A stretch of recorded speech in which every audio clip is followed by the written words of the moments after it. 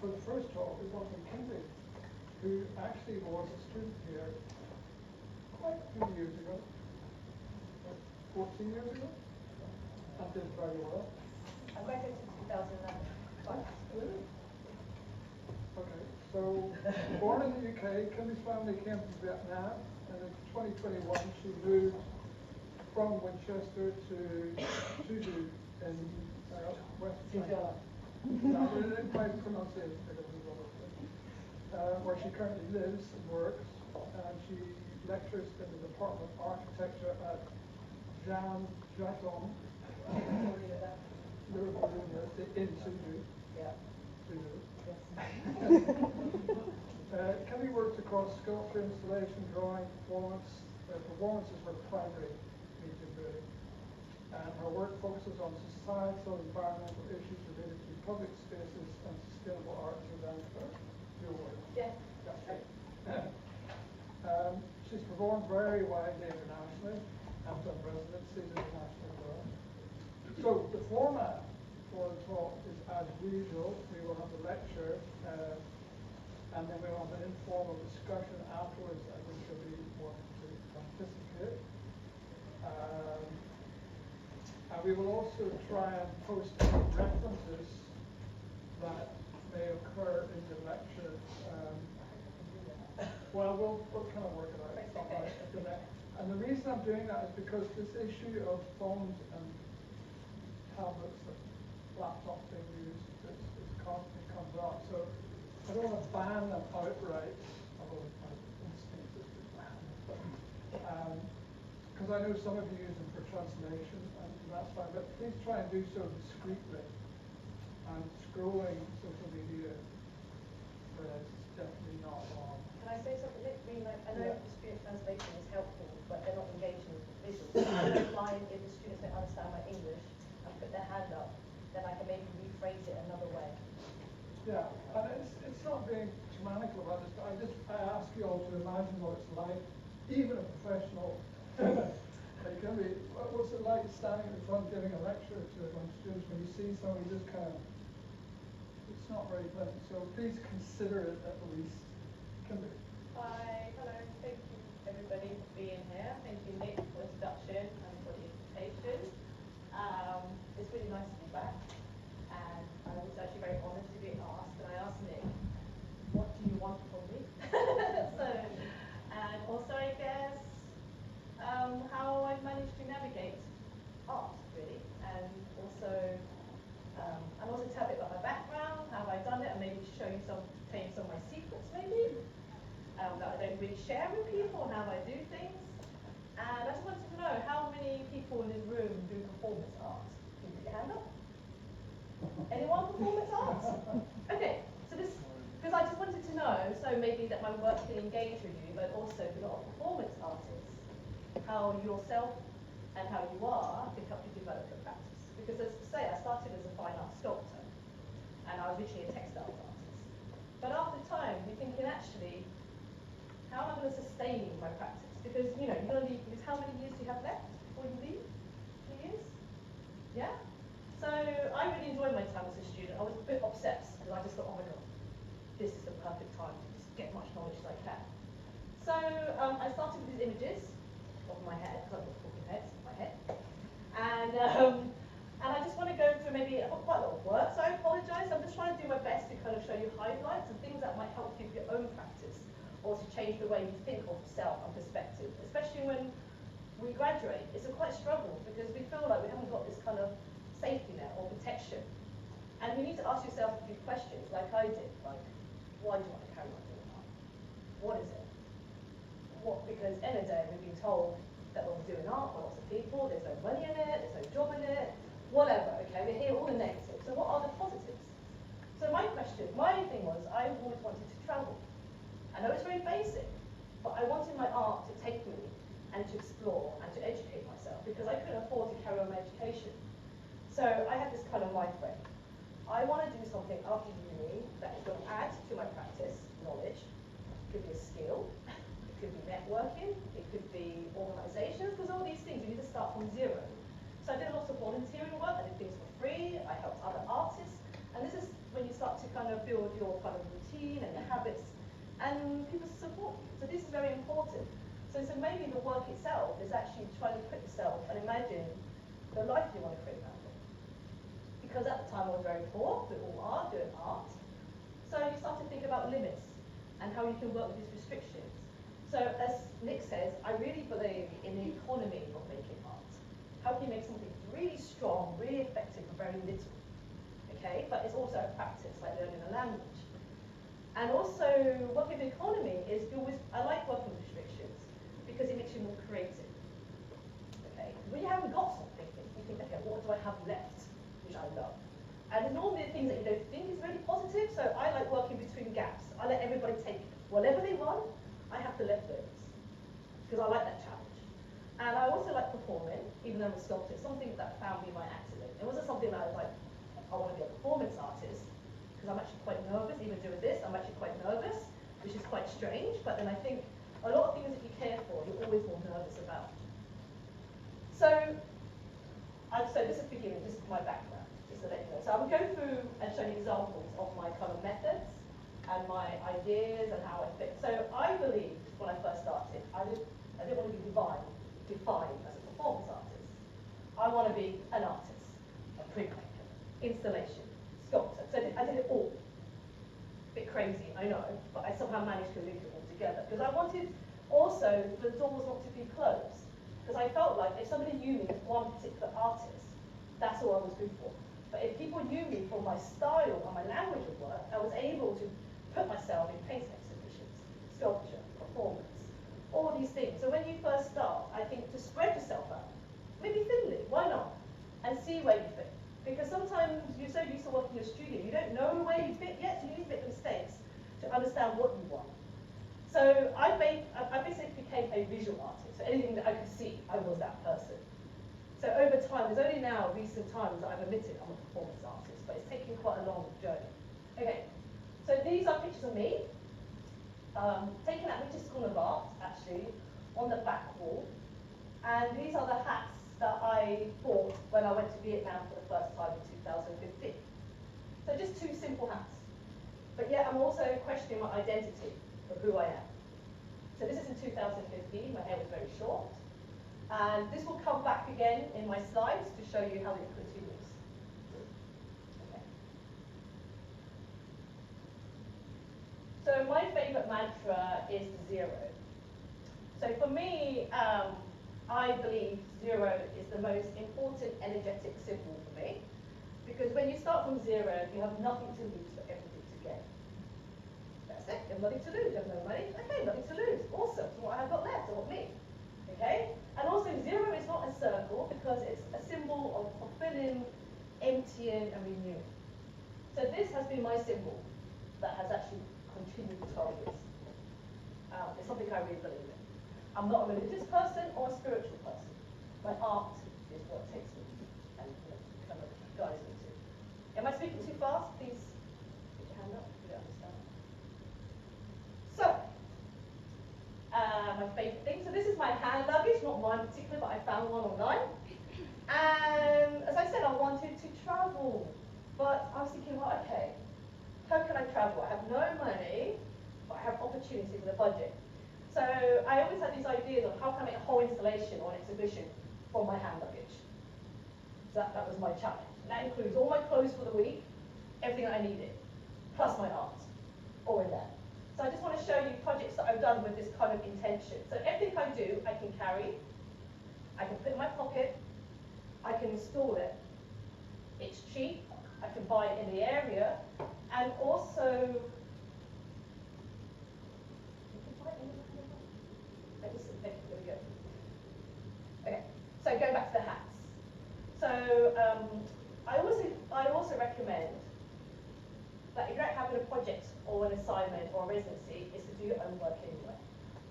Because I want to show you that all the work I've done, most of it's paid, most of it's funded, most of it's because I wanted to do it. It's all good for the portfolio. You never know when you use it. It's never bad work. And you never know that one opportunity can actually put into that project. So let's go back to my hats. So these hats became something that I did for fun, for exhibitions. I did a 90 minutes performance in the Crypt Gallery in London, 2015. I just wanted to be a statue. Because I didn't know what to do, so I just thought, I'm just going to stay still. But also being critical, if I would do this again, I would be more considered with my posture of my hands. Because they're not, I think, in a very purposeful way. So these things that I use also, because I don't have a studio, that every time I perform, it's my opportunity to see my practice evolve, rather than having a studio to kind of try things out. My actual event is my practice. Also, I took it to Amsterdam. So I was also curious of photography perspective on how I can show a story with my image and try to be a bit surreal, and to talk about what is it like to be an Asian woman out of context. You know, because I am from the UK, but I have a Vietnamese heritage, so there's something I've never really questioned until after my graduation. Another one here. Just playing around. So every time I go traveling, could be a weekend away, or maybe another exhibition that I have, I might do something extra, just to kind of play around with ideas and thoughts and concepts. So here is direction, and yeah. Okay, I'll roll it into it. But these, funny enough, are the hardest things to carry because you can't collapse them. So they're always like, oh my god. It's like having a disc that you carry around. So there's a bit quite strange looks at airports. They're like, you ever come from Asia? Why you got these hats? So yeah. Okay. And also just talk about the lack of resources and funding. I think as an artist or a creative, you have to be quite cheeky and try to find opportunities. So the next one is supposed to be a weekend away in Paris. I was supposed to go and see a concert, which we did, but at the same time I had an art idea that I didn't tell the person I was with. And the idea was, I wanted to do an installation that was street art, because I'm interested in street art, but I don't like how it kind of destructive, especially the idea of spray paint. So when I do make a lot of work, it's always very conscious of the environment and the impact that I do, that I don't leave like a mark or it's something that doesn't damage the building. And also I'm interested in architecture. This is before I did architecture. I'm always interested in my environment, the surroundings I am, the textures. I'm always looking at the signs or features. Like I noticed in Paris that all the windows have bars, right? Compared to somewhere like the Netherlands where you can see through the houses. So it tells you the language and the kind of the energy of the city. So here, I wanted to put a balloon inside a bar that you couldn't take out. That was it. So I like doing riddles that are very simple, doesn't need to mean anything, but it's just to kind of exercise this kind of creative logic and how can you solve this. And also, I had 10 balloons in my pocket, deflated. Yeah. And also the way you photograph it, I wanted to put myself in the window to show how the scale of it as well, because sometimes you need to show the scale, and that's why I like using objects that you can recognize. So you always know the scale of a balloon. A balloon is a balloon, right? Because a lot of artwork, you always see the scales written, as I mentioned, but you can't really register it. So I always make sure that when I use objects, you can identify with them. So you can feel like, oh, I know how big that is to me. I know how big that space is, right? So everything's very human scale that I do.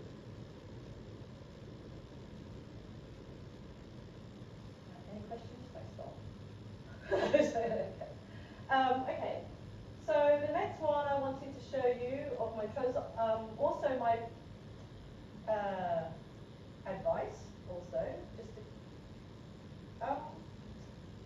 sometimes you need to invest some money into yourself, because to learn you need to, I'm just going to say, sometimes like you need to invest, you need to spend money to gain something back. Nothing is for free as such. So for instance, this is one of my biggest residencies that I did in 2017 in Russia. So this was half funded by me, half funded by the organisation, and I spent 1 month in Russia. And also I recommend looking for really obscure adverts or open calls. And if you haven't got much funding, go for the free ones, just to challenge yourself, just to do a proposal to make a piece of work. That's what I did. I often tell my students that I used to apply for 30 things a month, and I might not get anything. And it's that persistent and being tenacious and believing what you do So don't be disheartened by rejection, and people only see the things that you do well. They don't see the piles of rejections that you get. So the first few years, it was quite difficult to navigate it, because sometimes when people look at your work, it's not because it's not good, it doesn't fit with what they're looking for, or their theme, or their concept, or what something they have in mind. So don't get so disencouraged if you get rejected. I know it gets very personal after a while, but when you look at what they actually accept, you're like, okay, I understand, it's fine. But that's why I recommend just to keep making work for yourself, for fun, just kind of keep it in your hard drive. So this one is based on Kazimir Malevich, Russian painter, and I was very fortunate enough to see the actual painting at the Hermitage Museum in St. Petersburg. And the irony was this painting was in a dusty cobweb basement, where, like no one ever looked at it. It was just like almost by the brooms and brushes, which I thought was quite interesting. And during this period, it was during the partial eclipse as well in Russia. Also, I think when you do, I think to do art as well, be creative, you have to be very brave. Because end of the day, you have a lot of things against you. So you have to have a very strong willpower and be a bit stubborn. Because you might do something that everybody thinks is completely crazy. But somehow you're like, I'm going to do this because I believe in it and I need to do it. So a lot of my work comes from this drive. Like when I went to Russia, everyone was begging me not to go. So I need to go. I've never been. I'm so intrigued. And I'm really glad that I went. So, and also just talk about being brave, what about just putting yourself out there, but actually challenging your environment that you're in. So I know that all of you are not performance artists, but you can see elements of painting interest, sculpture interest, drawing interest. But for me, there's no definite. I was trying to do work, I was trying to find a method that solves a solution, doesn't matter what it is, but somehow mine ends up being performance. So this one, I managed to find a derelict, disused naval building that I kind of broke into.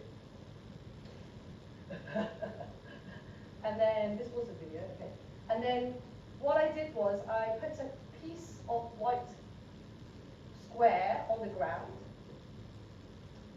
and then I marched on it, and then removed the piece of paper to leave this kind of frame. So it talks about the inverted kind of black square idea, and this kind of almost like a portal. But also for my knowledge, it was funny because I spent 1 week in St. Petersburg trying to find enough charcoal for this performance. Because normally when you buy charcoal, it's a charcoal sticks, right? And it costs quite a lot. So I was like, I need like a ton of charcoal. But my budget's about £5. And I remembered, everywhere in the world that I know has a petrol station, sells charcoal for the barbecue. So I got my friend to drive me to a petrol station. We bought a bag of charcoal. And sometimes the material could be the same, but you have to remember where it would be used or where you could buy it from. So it's like using your kind of memory bank of your experience, of your environment, and also observing where you can obtain materials that is cheap, but is similar or the same as what you need. Charcoal is charcoal, right? But the price is different. As soon as it becomes art, the price becomes this. But because it becomes domestic, it becomes this. So this is kind of my way of thinking, is how to be resourceful. Because if I had £100, I'd buy all these rubbish willow charcoal sticks. That wouldn't get me to this. But having a mental budget of what I wanted to do created this kind of aesthetics, this look, this whole project. Okay? Yeah. And also the marching came from, because every day I heard the army marching past my window also. And then outside my house was the bridge. So once again, the zero becomes an interesting thing. So this zero is a helium balloon using Russian helium gas. I went to an amazing balloon shop in St. Petersburg by chance, but it had every single shade and shape and animal shape of balloons. I went a bit slightly crazy. Actually, I couldn't believe it. I went absolutely, like, this is the best shop in the world. But also through my research, I found out there's no such thing as sustainable latex balloons. That's amazing. So I only use balloons when it's really important. I also keep all the remnants of the latex for future work, just in case. So I never throw anything away either. So all the leftovers I have kept in storage. And also, yeah. And also this was my thinking of the idea of a bridge, and also of our personal journey. So the bridge has a beginning and the end. And what I'm interested in is this kind of personal, philosophical journey here. What is it here? What is it here that we need to do before we get to this?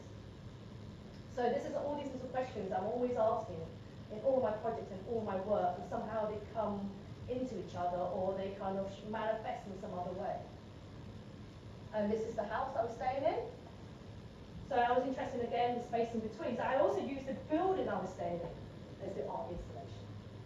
So I rarely work on my table because I find it restricted to scale, but I even use the building as the art. So I tied the balloon in between the two balconies in my room.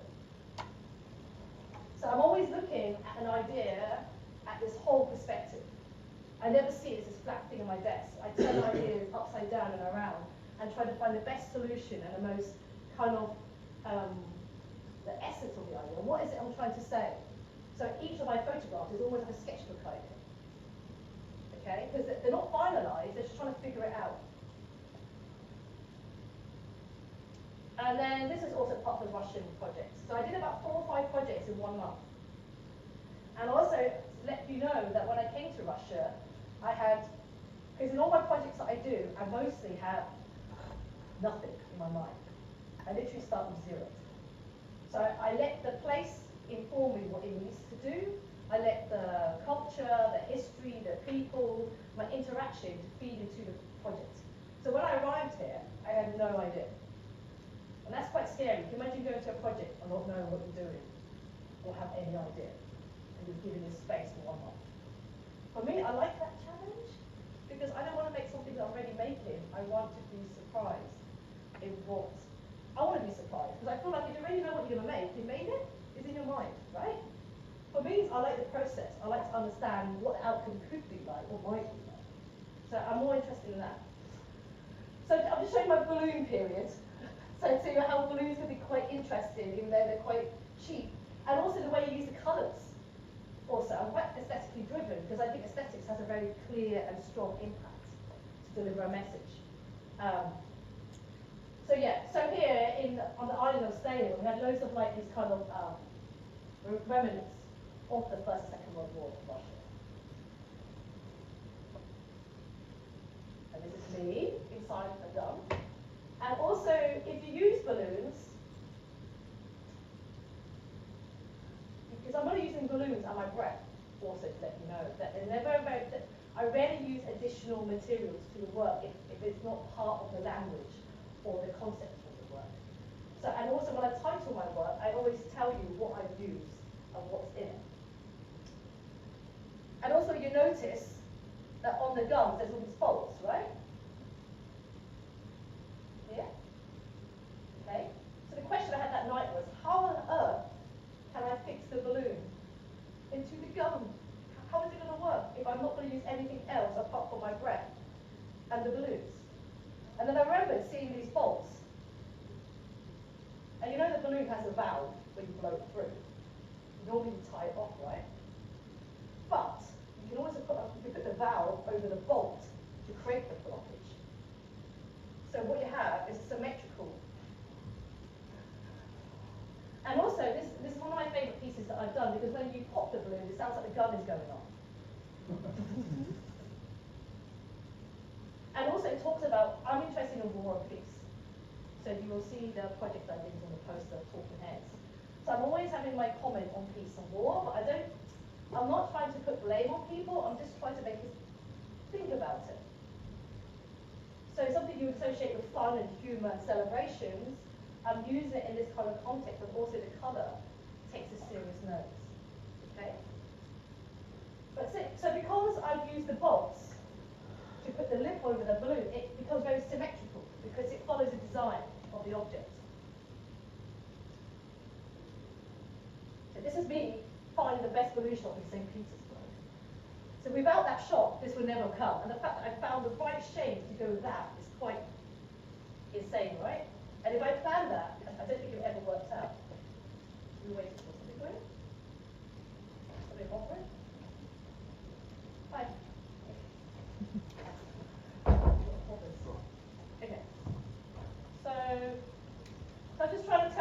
what you can do with imagination, with restriction, with like self-belief, like I'm going to do this, I don't know why, and also to kind of be confident with the unknown. I like not to know. It's boring. I want to find new knowledge. I want to find something that surprises me. And a lot of work that I look at, I don't like or enjoy, so I'm thinking, well, what is it that I want to see? Is also the question. What is it that I want to see that I haven't seen yet? How can I get to that stage? How can I work closer to that? And also, it's a practice. I mean, I've been doing this for 12 years now. And it hasn't been easy. I've had a full-time job and a full-time math practice. So I used to like, it's crazy, you know? But if you believe in it, you put all your effort into it. So I've been working like 7 days a week for years, like normal job. So for me, and also now it's become my life, my lifestyle, which I really love. Like, through my art, it's been a very enriched, community of support, and I really love it. So it depends what you personally want from it, and how can it enrich you and transform you as a person. And everything else that comes of it is a bonus, and it's a reward, and it's great. But I think there are days you need just to kind of, I just let it go, let it go. Okay. So I'll put this picture in, another war thing. So to go for Russia, a bit of war, I also put this in. So this wasn't really meant to be a photo of a project, but sometimes you take a picture and think, you know what, that's a really good project, even though it wasn't meant to be. So I got, because of my Russian project of war, I get invited to do a lot of festivals related to war. So this one was in Italy, in Udine, northern Italy, and it was to commemorate the anniversary of Hiroshima bombing. So strange, Italy. And this is my hotel room, and it's the practice. I don't normally practice, but I just thought I just need to try out the balloon. This is 8-foot balloon to the height of this room. And also, this balloon idea came from 2012, where I had to do a solo exhibition and had very little money. And I had to fill the room. So I managed to fill a room for £30, right? And then this is 2019. So sometimes you can actually revisit your own projects. It's your work, right? You can just go back and just redo it. And I think it's quite funny because my friend said to me, it looks like you're squashed underneath that balloon, like you're. And also it looks quite humorous being trapped in a hotel room. Makes it quite surreal. So this was my rehearsal for the day before for this piece. Yeah. And this one, I'm afraid I couldn't blow it up myself, but I had to use a battery pump. And also, even if I get funded for projects, I still keep to my themes of restriction and limitations. And with this one, I had my hand luggage with 2 big balloons that was deflated and my pump. That was it. And maybe a needle, which is very basic. But also to show you that you can make a lot of very powerful work with very little material. It depends how you can think and use your situation. So when I make work, I always think about the environment. What do I think about? I think about the environment, the present environment. I think about its history, its culture, the people in it.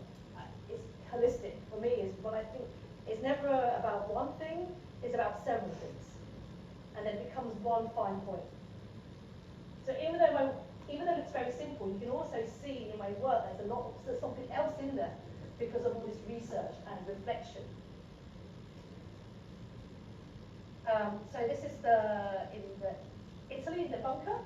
And also I chose an 8-foot balloon because I noticed in the bunker where they kept all this was to protect the civilians in the city. But I noticed that the bunker had this beautiful curve. And that's why I thought about the shape of the balloon to take up this kind of feature. So I'm always thinking about the space and how my work is going to have a dialogue with it. And what's its relationship. I rarely make work that sits on a plinth. I hate plinths, by the way. Just to let you know. I believe in gravity. I believe in the floor. If the work is good enough, the floor is good enough, right? This is my belief system. I'm not saying it to anyone. And also, I don't believe in visible hanging stuff. Maybe my zero. But there's loads of rules that I don't believe in. But I can break my own rules too. This is before the balloon is inflated. And also, I like the idea of concealing myself, and also like a living sculpture. So there's elements of my sculptural background comes in, And also, I get quite nervous, shy, doing performance things, so I try to hide myself, or you never really see my face, I always look it down, like here. This is also a 20 minutes video, but I'll just show you this. So this took 20 minutes to inflate, and I had a crowd. And also when the balloon inflates, I go from standing to kneeling, and then I'm actually concealed. And then you listen to the balloon, so you think there's no one behind there. And I did this performance twice on the whole weekend. So you know with a balloon, everybody knows it's going to burst, right? It's going to go boom. But the question is when. And also I knew with the bunker that I love the acoustics, because none of my work has sound.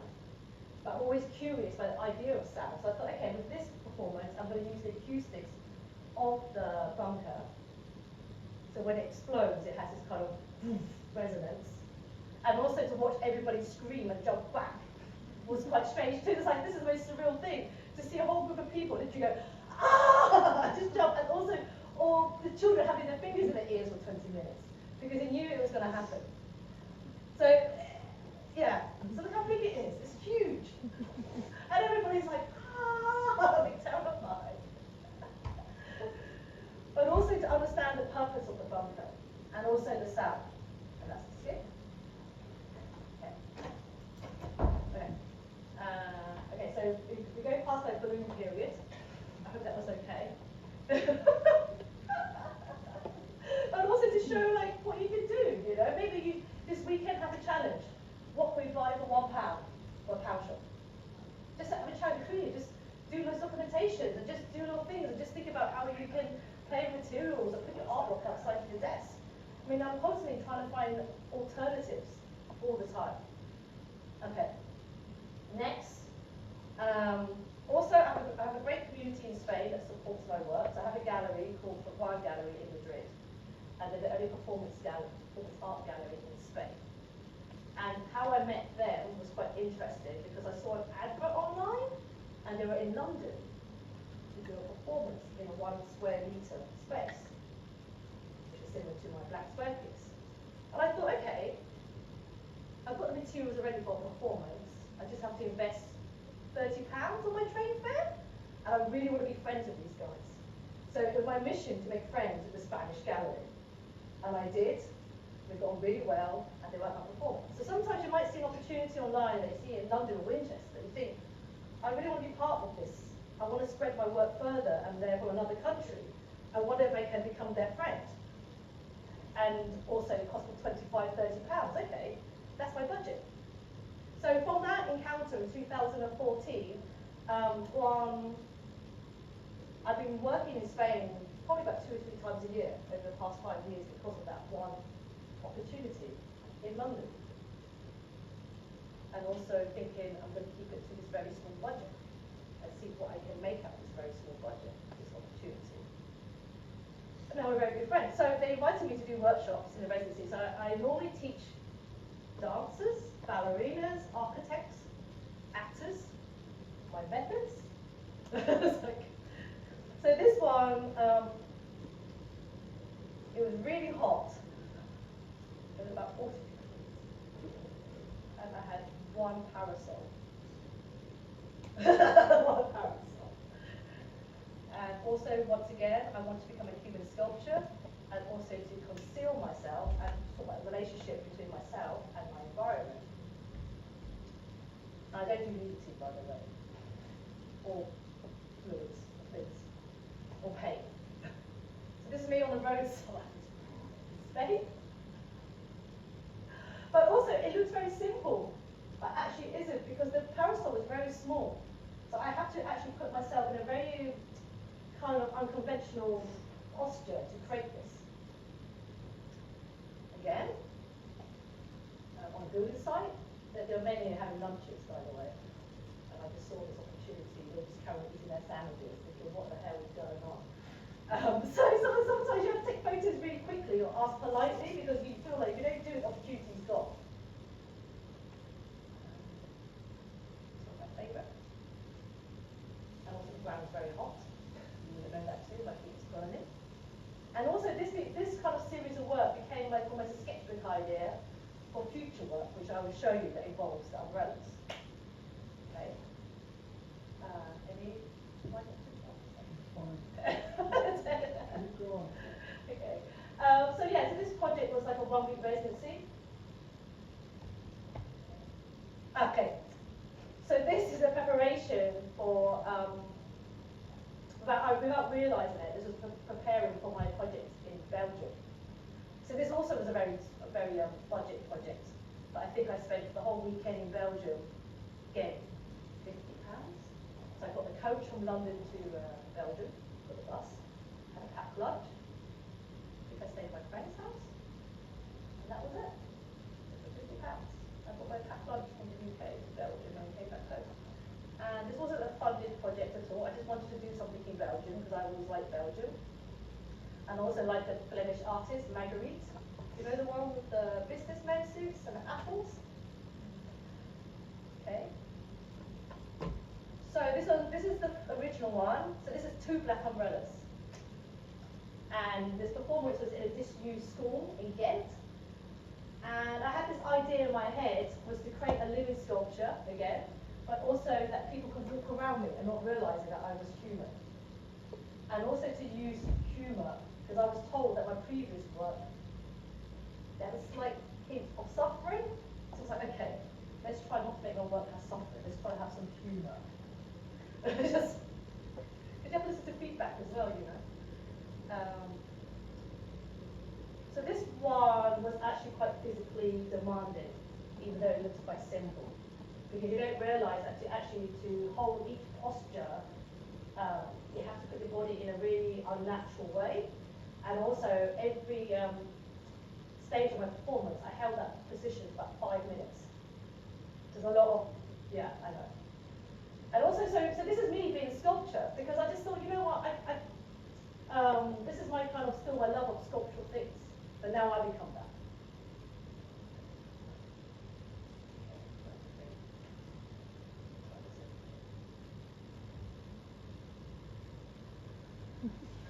So I like, because for people it's really weird, because they know it's a person and they know it's an umbrella, but they feel, I love the boy's face. I love the kind of like, the proportions. I like this kind of humour. You know, it's just like, wow. And also art is about changing perspective, right? We can't change the world, but we can change the way we view the world, right? We're not here to save things. We're here just to make people think differently. This is our role, and I think it's important. And to also do that for ourselves.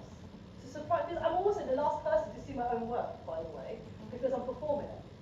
But this I don't rehearse. I rehearse through projects that I do. I believe in the moment. So for me, performance art is not acting or theatre.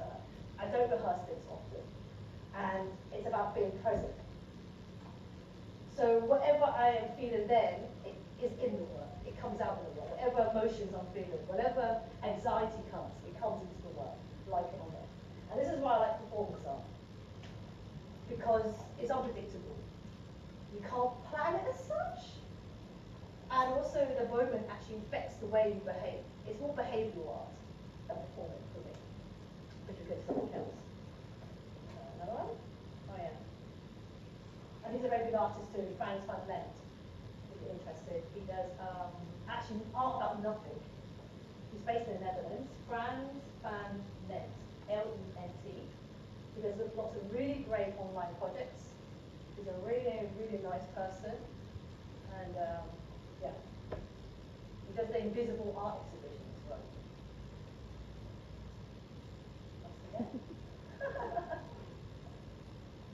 So just think about it, like, you know, I know some of you guys are painters, but don't restrict yourself. When you leave, think, okay, how do I sustain my practice? We talk about sustainability as an environmental thing, but what about us? How do we sustain it? How do we keep and nurture our practice and keep it alive? Yeah? This is the thing that we always ask ourselves. How do we keep it alive? Like, I ask my child, how do I keep it safe? How do I feed it? How do I nurture it? So everything I do is to learn and educate myself to improve the way I make my work. So I'm never finished. It's a continual line. But also the way I document my work is also important. And I recommend documentation is key.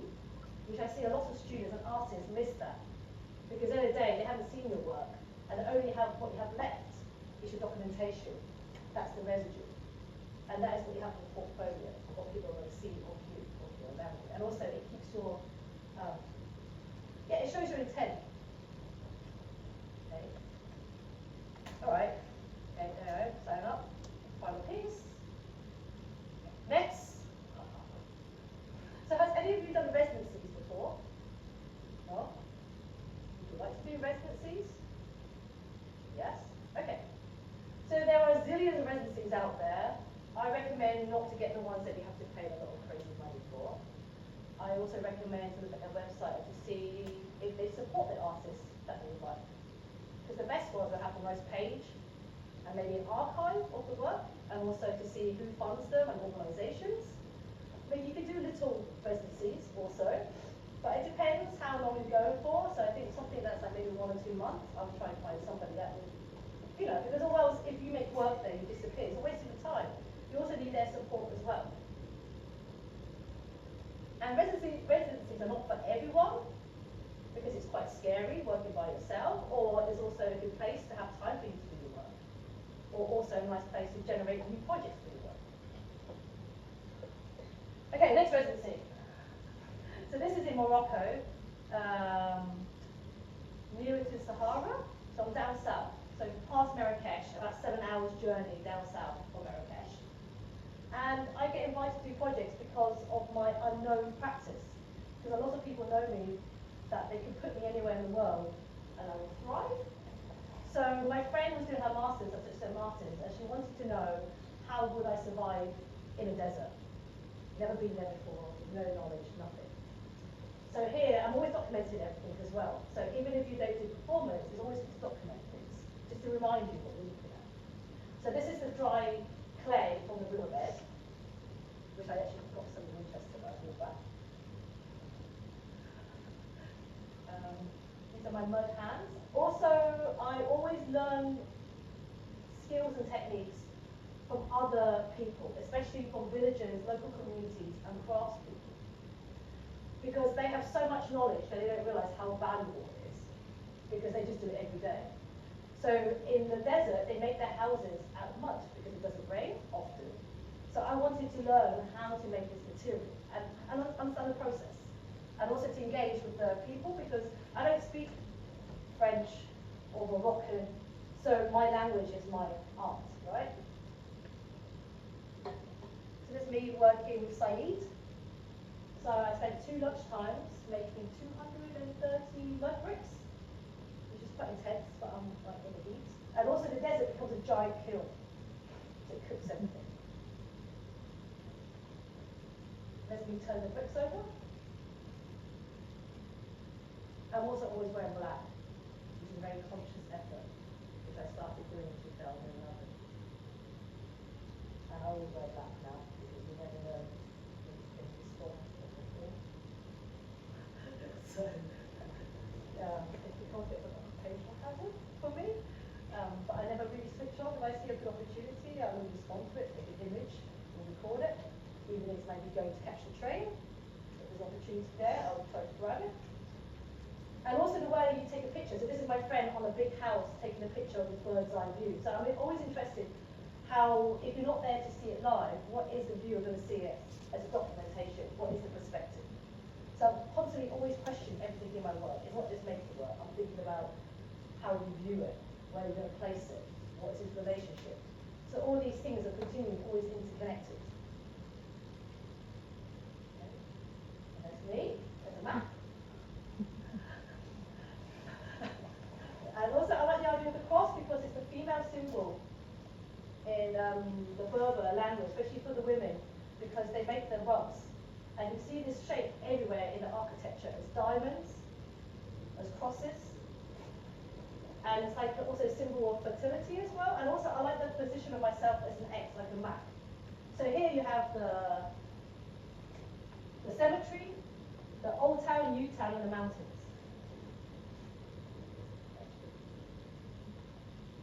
And then I said to you, my first love was textiles. So also that language comes back into the work.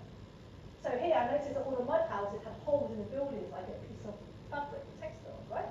So I got my friends to make a needle out of a giant palm frond and to make a ladder, and the piece of fabric is what they wear in the desert around their head.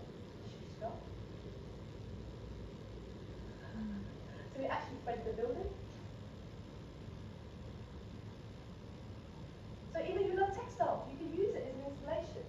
You never know.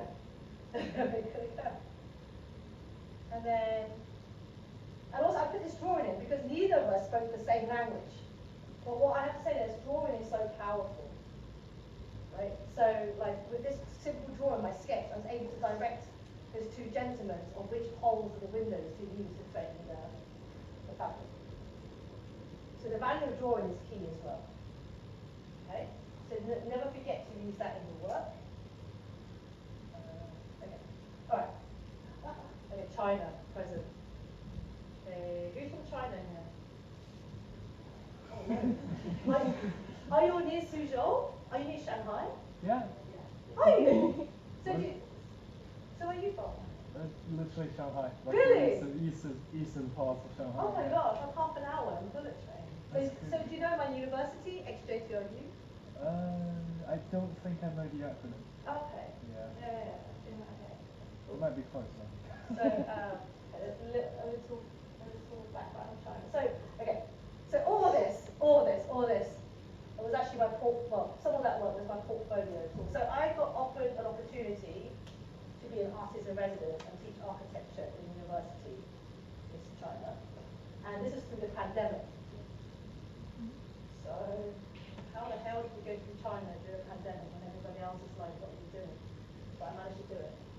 16 months later, I've got into China. I slept in the airport for 1 week, I spent 21 days in quarantine. I spent £8,500 on one way ticket. It was quite an interesting challenge, right? And at the time, I'm glad this opportunity happened because it made me realise how important my art was. That actually this kind of conviction of making art and doing this project year after year and not knowing what was happening, actually, I think China needed to happen for me to make me realise how important for all of us just to keep making work that we believe in. Keep it in the hard way, keep it, but just do it. You might not do work for a couple of months, that's fine. Have a life, have fun, or work every day, or once a week, it's fine, but just, you know. So, China came, and then I left on Christmas Day, 2021. It was a bit weird. I was on an aeroplane with 10 people, all wearing plastic covering apart from me. I was like, okay. Never been to China before, by the way. Don't speak Chinese either. But I like a challenge, as I say. I like the unknown. So I thought, this is the most unknown thing I could possibly do. So I just thought, okay, so if my method's going to work, this has to work. Okay, because I have no idea. So, me being me, I'm 21 days in quarantine. I'm like, brilliant, I get a studio for 21 days. This is how I see it. Whereas all my colleagues are going mad. And so the first few days, I was like, okay, this is a bit weird, because it doesn't really sink in that you literally can't leave that door. It doesn't register you, until you realise you can't leave that door. You're like stuck in this room for a month. And then outside my window, massive window, was this construction site. And then this is a bin on the bathroom. So I was like, okay. Whoop, bin. Oh, that's really cool. So I'm getting on my phone going. So I was doing this every day in my quarantine, keeping me occupied. I think that's why I didn't lose my mind. So I was trying to see a camera there. If there's a camera in the room, they're like, what the hell is she doing?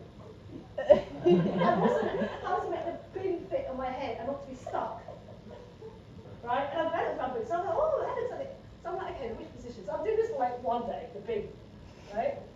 And I was so excited. I was like, this is a dream. This is like my quarantine residency. So I think it's good to be an artist sometimes because you're never bored. You're like, okay, the situation is tough. What am I going to do? And also, I came from one trip plane to a coach into a hotel. I'm like, oh my God, this is China. Brilliant. So, you know, okay. And then this one. So I'm there with my my laptop, and it's on like, I don't know, record. I'm like, okay. And also I want to mimic the kind of construction. I was watching it one day. I was like, wow, that's really cool. So that's why I think performance art is really good for me, because you always have your body, therefore you always can make work. So there's no excuse that you forgot the sketchbook. Tough, right? And it's really resourceful, and also, yeah, just to give you my quarantine experience. It was stressful, interesting, but also this was the beginning of my actually this image became an exhibition in Korea by chance. I just saw an open call, I thought I'd just pop it in. It's exhibited. So even a photograph, you never know. So that's why I said just don't dismiss your work, think it's rubbish. Who cares? Let somebody else think about that. You know, just do it, take the picture. So this was this is on the main poster in the exhibition. So this is my introduction to China. Right? I'm not saying this is the way for anyone, but I just want to give you some incentive, like, you know, you have a bad day. Okay, what can I do? I've got a few balloons, I've got a few sticks, I can maybe try to do something. I don't know.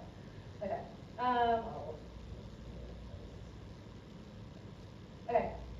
Okay, so when I was in quarantine, I do what I normally do.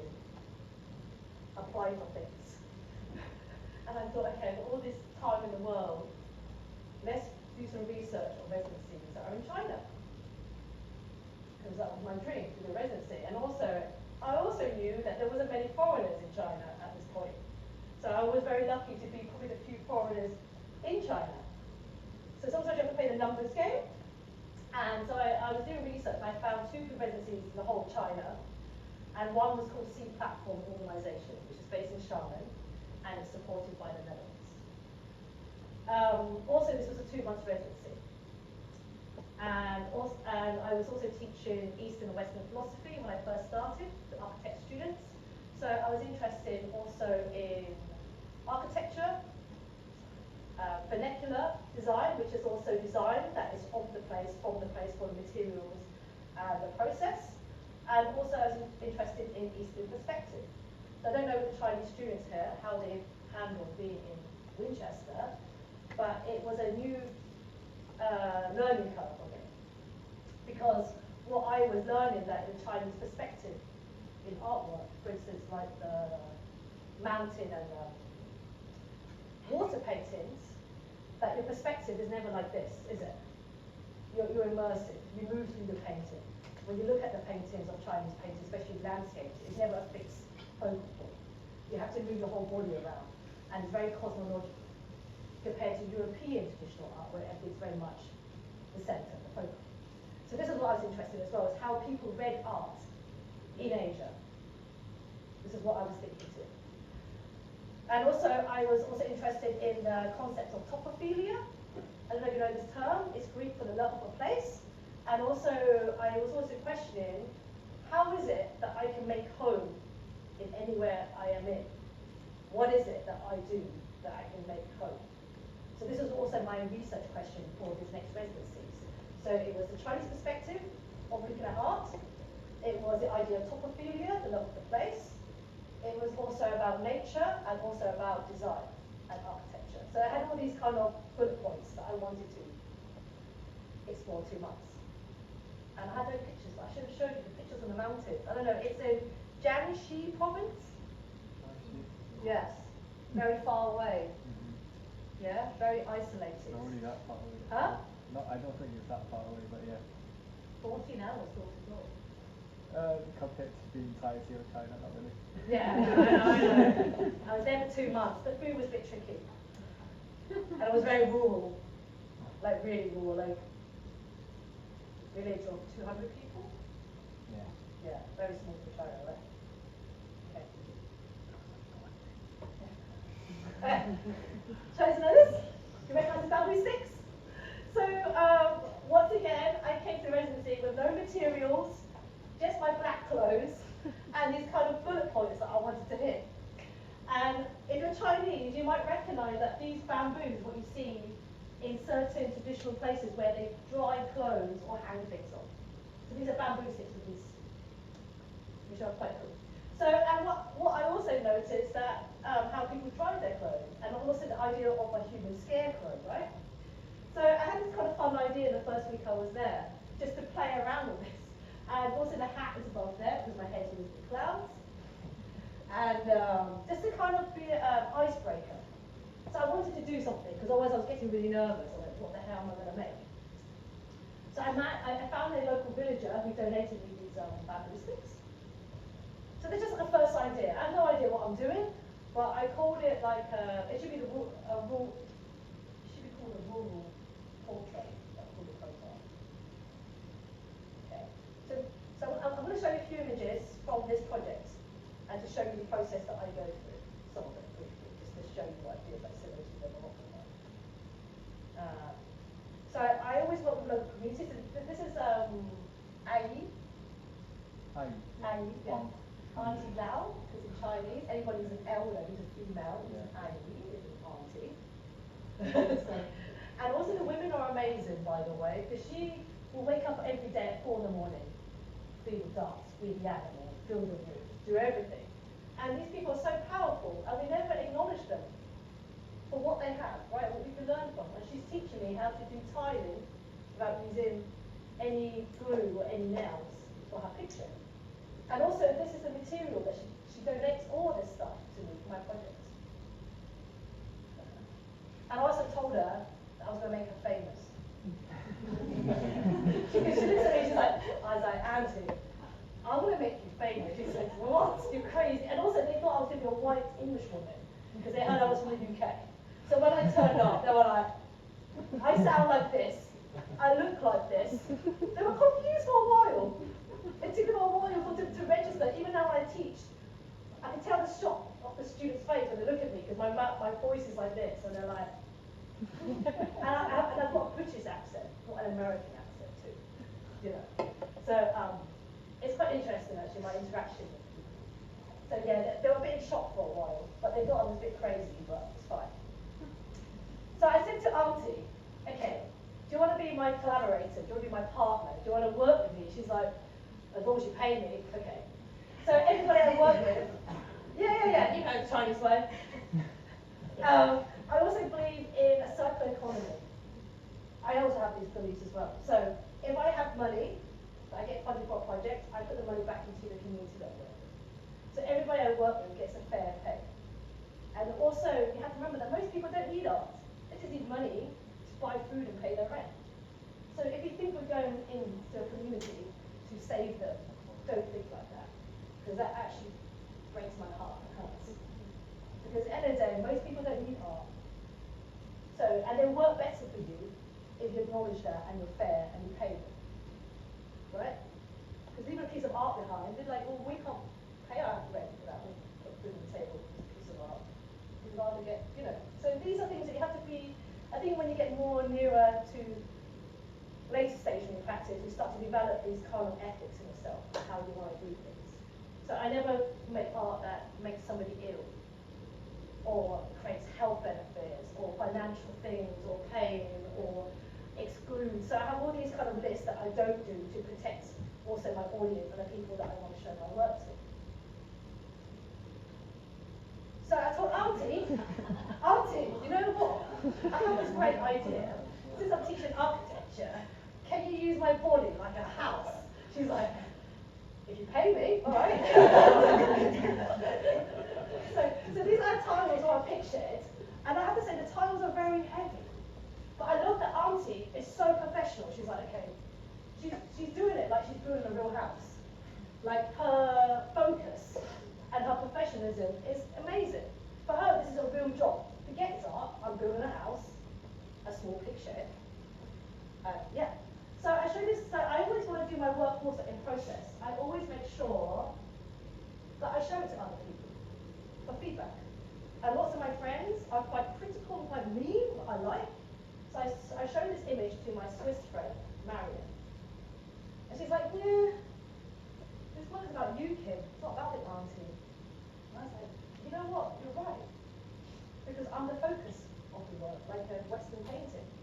And I'm trying to analyze the idea of what is the Chinese perspective, right?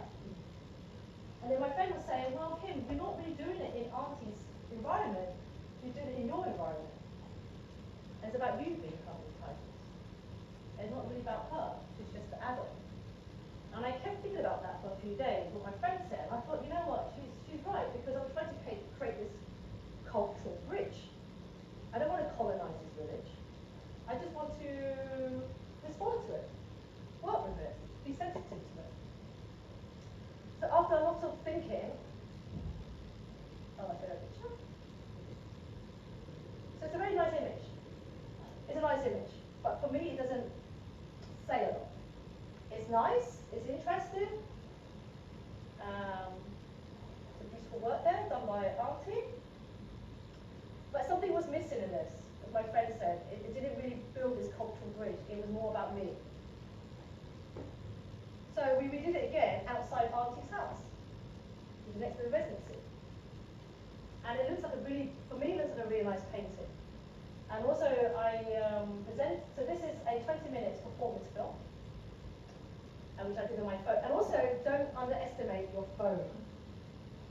Because a lot of people say, oh, I can't afford to buy a camera, I can't afford to.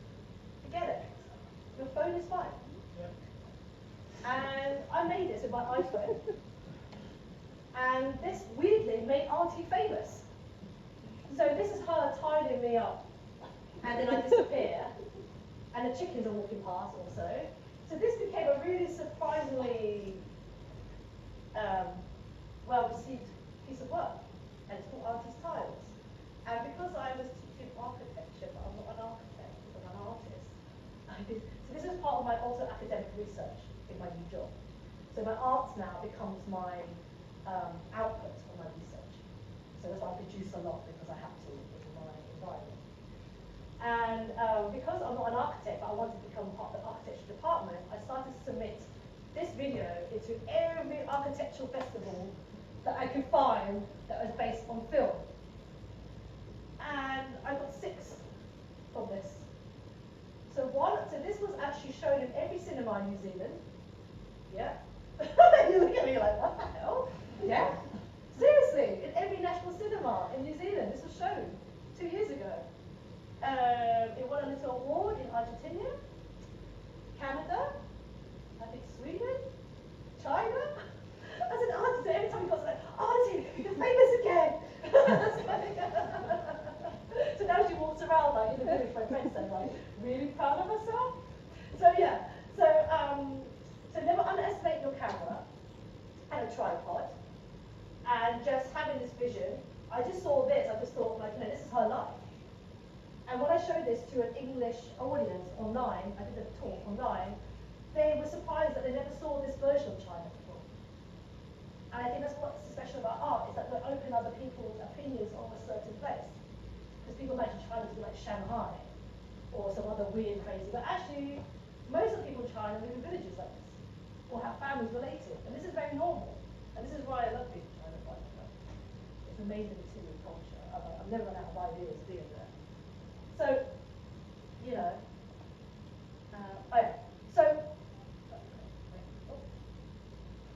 so all this work so far is actually working. So this is like you doing like a degree in 3 years. I had to squish it into 1 month. And so this is all the background work for my final piece of work, which ended up being an installation and a sculpture. So this is all my process, and this is the outcome. So you can see all the tiling, all the kind of materiality. So what this is called 3 mountains. And also these 2 structures are all my human scale. They're all my size. It's built on the mountain. That's why it's 3 mountains, because there's 2 and a third. And also I wanted to create a sculpture or installation that the locals can use. So it may look like an abstract piece of art, but for them it's a useful piece object to shelter, because these things are very common in the mountains to protect the villagers where they are picking mushrooms or looking or scavenging for food, that they have a place to shelter. So I wanted to create an object, an installation that the villagers can just use. That it wasn't just art, it was design. And all the materials are sustainable, biodegradable, and it goes back to the village. So there's nothing that stands out. It looks like something that has always been there as part of their kind of village history. So for me, that is really important. Because also I was researching the Suzhou Chinese architect, Iron Cave, the one who's famous for the pyramids in Paris. Yeah? He's very cool for geometrics. Okay, so this is my China period.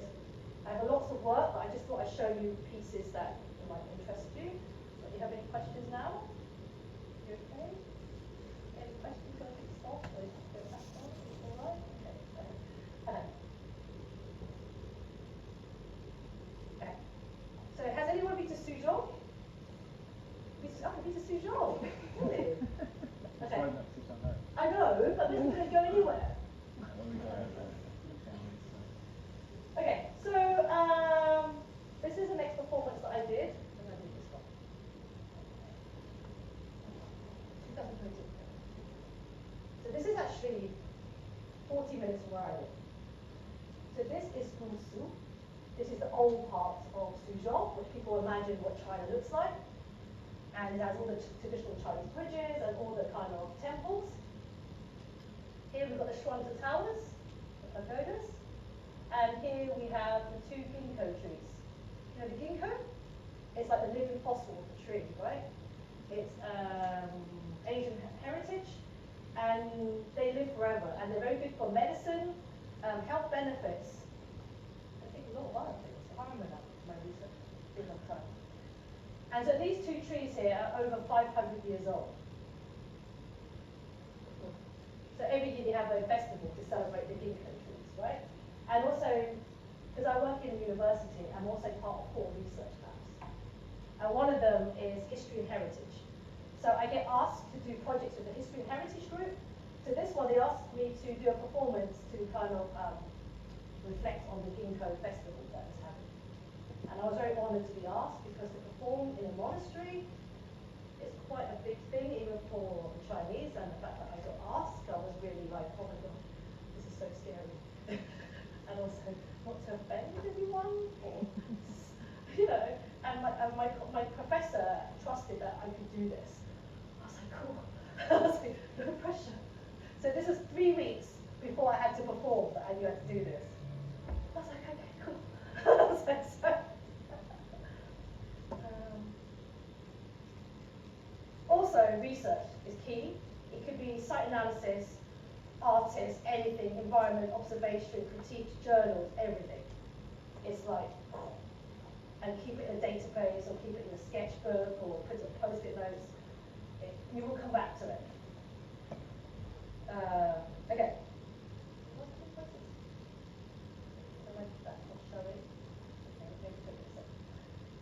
So I had an idea.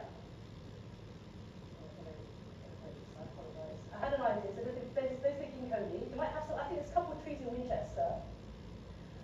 So I thought, okay, so we have 2 ginkgo trees. I have 2 arms. I know, very literal. But sometimes you have to start literal, right? I was like, okay, I have 2 arms. So each arm represents a tree. Simple. What can I make this into a performance? And what does it say? Because we're going to a monastery, it's a place of meditation.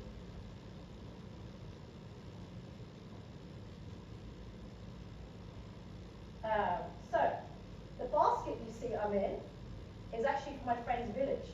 It's the harvest basket that I use at special ceremonies. And what I'm inside is 2 weeks of me collecting ginkgo leaves. So I was collecting leaves on the floor, on my hands and knees for 2 weeks.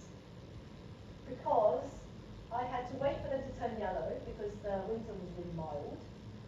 Also, I had to pick up the leaves at 4 in the morning before the cleaners got there and cleaned the streets. So I would be this very strange woman with a black bin bag, like literally, in Suzhou. Like, you don't realise how many leaves. And then my apartment had leaves everywhere, and I had to dry the leaves. So they won't go moldy or get damp. So that even though it's so simple, it's a process of actually doing something really.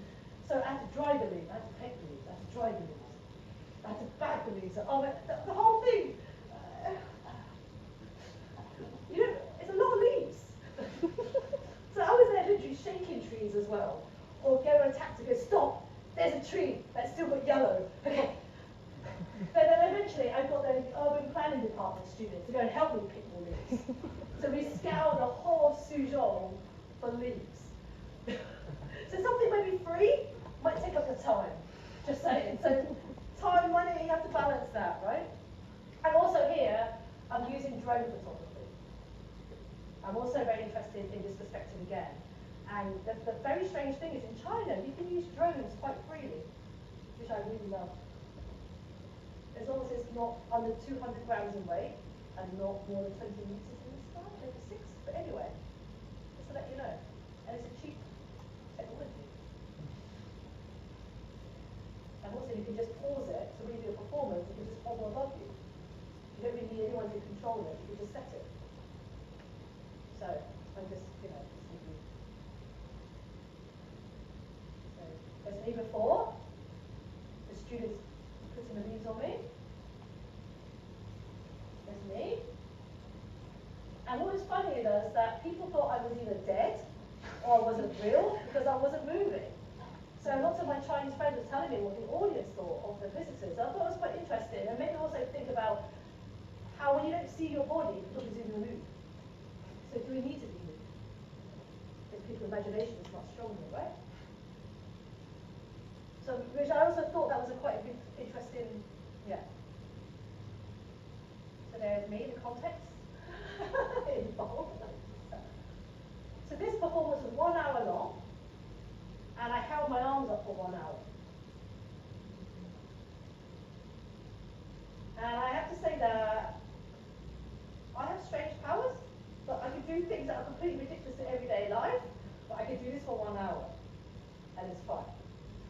So also, when you do your work, you know your limits and limitations, but it doesn't mean it's a bad thing, because you can't be good at everything. So sometimes you might need to find a team member or collaborate. That's why collaboration is important as well, the idea of co-creation, right? It's like being an architect. You can't be one man to build a building. You need a team, you need expertise, right? So don't feel bad if you're not good at something. Find a friend or learn it or do something, or find a way to work around it. And also my work, I don't move very often. So my work is stillness. Yeah, stillness.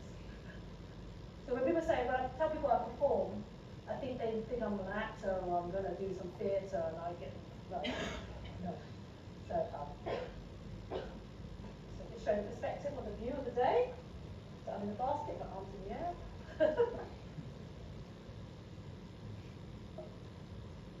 Yeah, the monks like the work, which is nice. So 1 hour.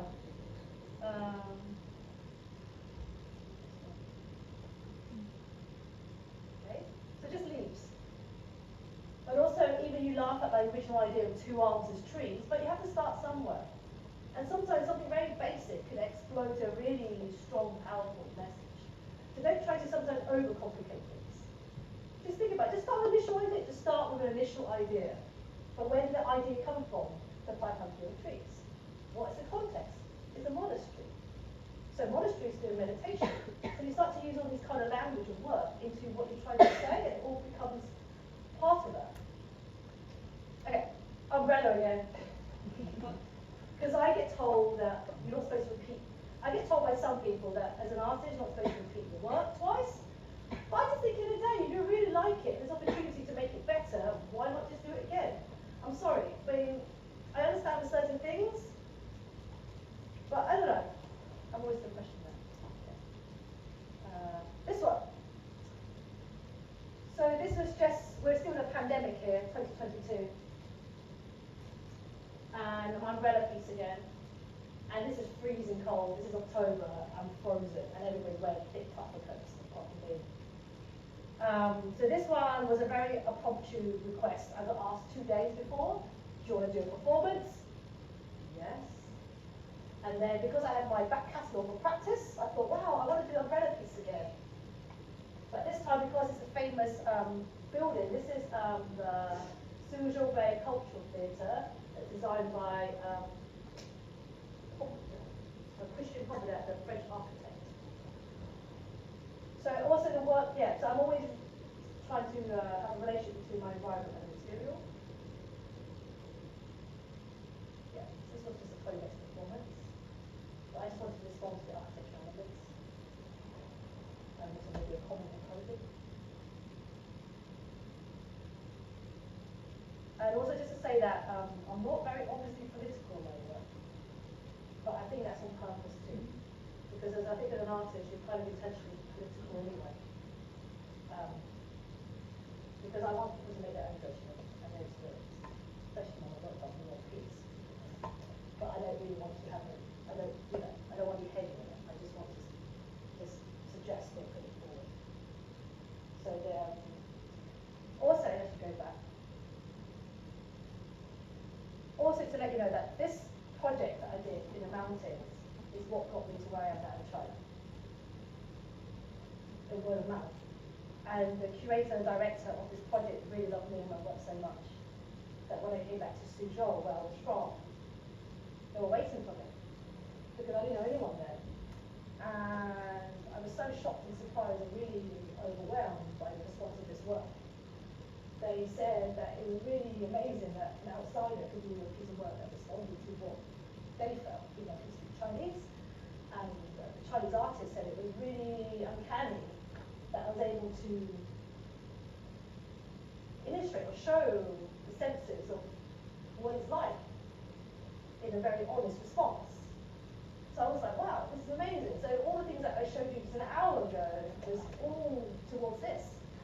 So even though sometimes you might think it's crazy what you're doing, or you might understand, or people are laughing at you, or whatever, but it actually got me to this point. All these things I've been telling you, like zero economy, lack of money, doing this, but it all becomes this. Just want to show you that. So yeah, from that whole project, it got me to all these works that I've developed. Okay, this one. I don't know if the Chinese students recognize the green fabric. So this is the fabric that you would use that covers all the demolished buildings. And it protects the rubble from like contaminated other things. And when I first arrived in China, I was really shocked to see how many of this is everywhere. And also a lot of the villages are being basically demolished and replaced. So I wanted to create something in a place where a house used to be. Like a map to say this is what a house used to be here. So this is me, where a house used to be. This is the environment. And also, I'm always trying to make performance art physical. So here I printed my performance piece onto shrink wrap, and I've used pieces of the tiles that I found here and wrapped it around. So I've used my performance images to wrap around fragments of pieces that I found.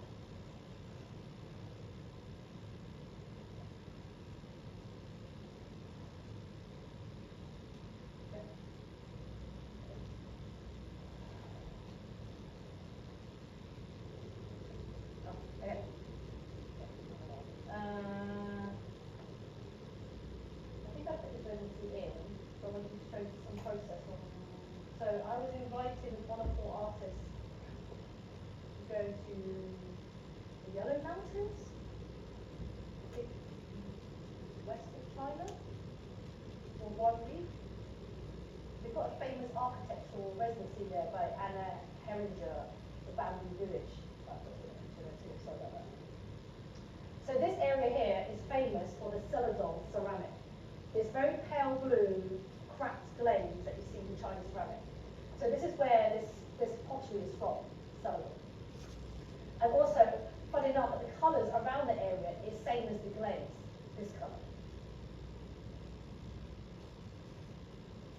So here, I'm reading with the drone, and there was a local grandmother who just put this out that I saw. She's throwing out seeds. So I just ran onto her mat, sometimes not realising it, and decided to kind of work with her, as she didn't know what was going on.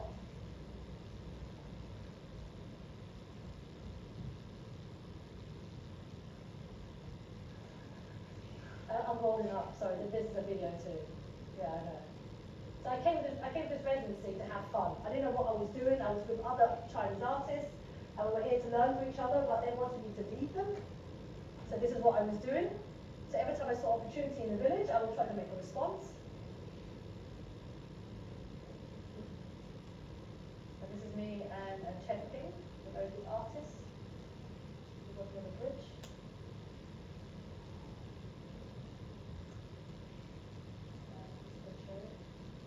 And also these kind of weird activities, without you realising it, is actually a sketchbook ideas when it becomes your final artwork. So even this kind of submersion of being in water actually became part of my process in the end. So this, and then we got invited to use a ceramic factory that produced all this stuff, and we were working with all the rejects. So this is what I found outside.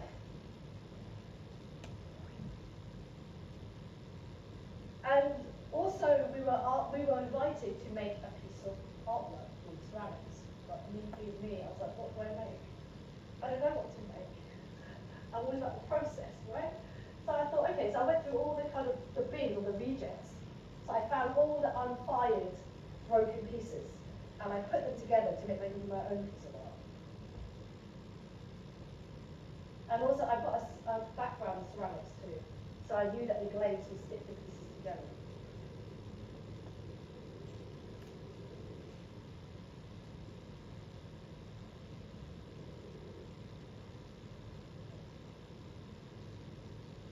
And then these are the pieces that are fired together.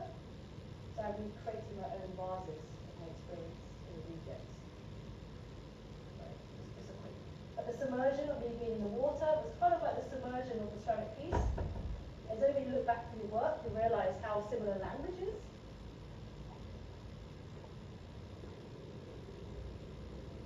Okay, final one. I think this is the final one. Okay. So this is the poster picture. I kept thinking, should I put this one first? Should I do it last? I didn't know. But I just wanted to show you all my back work to get to this stage. Because everybody's like, how the hell did you do this? Well, I did all my work for the past 10 years to get me to this. And also, because I've got a gallery that supports me, it's called BFM. And they're the ones that have done the umbrella piece, the green net piece, and a lot of projects with them in Suzhou. And I love the fact that the creator, she's female, she's Chinese, and also the fact that she trusts me. She goes, Kim, you just do it, and I support you. Not really. Oh my God, that's freedom? So they always trust me with whatever I say, even though it may be abstract or crazy. They're like, yeah, okay, cool. I'm like, really? Okay. So with this one, I was really honoured. So I was asked to do a performance or exhibit a piece of work for Art Central in Hong Kong last year. It coincides with other famous art festivals we have in Hong Kong. I think the one in the art fair. Anyway, I don't know that. So, and I don't sell my work, by the way. Especially because I work in an academic, so I get supported and funded, but I don't technically get paid because I can't also because of my teaching. So I have to be careful with my performance. So when I tell people this, they get really strange. But to get to an art fair like this is really expensive, really crazy price. Just to exhibit. So I thought, okay, I don't sell my work. I've got this really prestigious opportunity to make a statement. What am I going to say? So this one's a very personal project, and I was really shocked. I think it's one of my favourite pieces that I've done. I know I'm not supposed to have favourite pieces, maybe as such. So this is from me watching all the war news on social media, especially in Gaza and things like that. Because in Chinese news, we don't really censor anything. That's quite horrific. So you might see a lot of things you will not see in the UK. They think, what the? So a lot of the things were quite, and I'm quite sensitive, so I didn't sleep for many months. I was in turmoil with things that I watched in the news. And also my godmother just passed away too. So I was in a very strange place. And also I felt as an artist, I was really useless. Like, I have this opportunity to make a statement, to say something important. And I felt, wow, this is quite terrifying. And then I always use my students and my colleagues who are Chinese to ask them about the language because I don't speak and I'm interested in the phonetics of Chinese. So I found out the word for peace, KIMVI? Not for Chinese students, the word for peace. Yes, and then the word for vase? Yeah, see? So I realized, wow, okay, the word for vase, the word for peace is really similar. And I like the idea of a vase representing peace, because a vase is really fragile, right? And we all know what a vase is. So, yeah. So, and then, so my question is, what is peace? Peace is a fragile, peace is a concept, right? And I didn't want to be those people that criticizes other people for being bad at war. I didn't want to make people feel bad. I wanted just to make people to understand our personal responsibility and what is peace. Okay. So here I am. We have Taobao in China. Taobao. So here, I didn't make these vases. I got them through Taobao, which is cheaper than Amazon. Whatever you can imagine or desire, you can buy for such small price. The retail price. Yeah. The retail price directly comes from the factory. Yeah, I also knew that I could find vases with a big lip. I dreamt one night that I could find these vases, and I found them. I was like, wow! I dreamt it, and it disappeared. I was like, and it wasn't that expensive. Yeah. But next time, if I had time and real funding, I would actually get all the glasses hand blown. If I had, I don't know. So that's the background of this. So this was actually quite. Yeah, I think this is an important piece of art. It was a turning point, I think, and also to use the power of stillness. Something that could be still, could be really not passive, but has strength. Because we feel like we have to constantly move or create something as a spectacle. But the idea of being very silent and very still actually is quite a powerful tool, because it actually brings everybody to a point.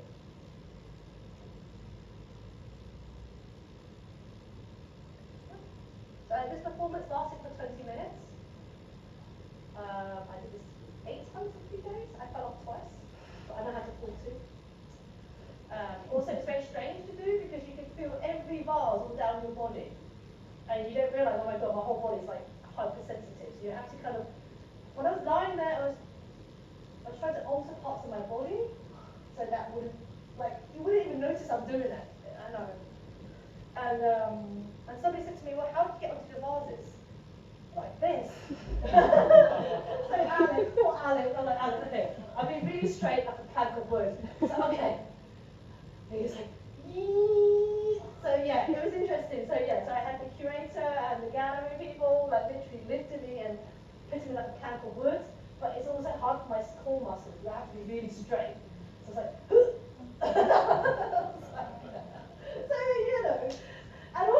and also talk about the weirdness, the fact that I know that I could do this.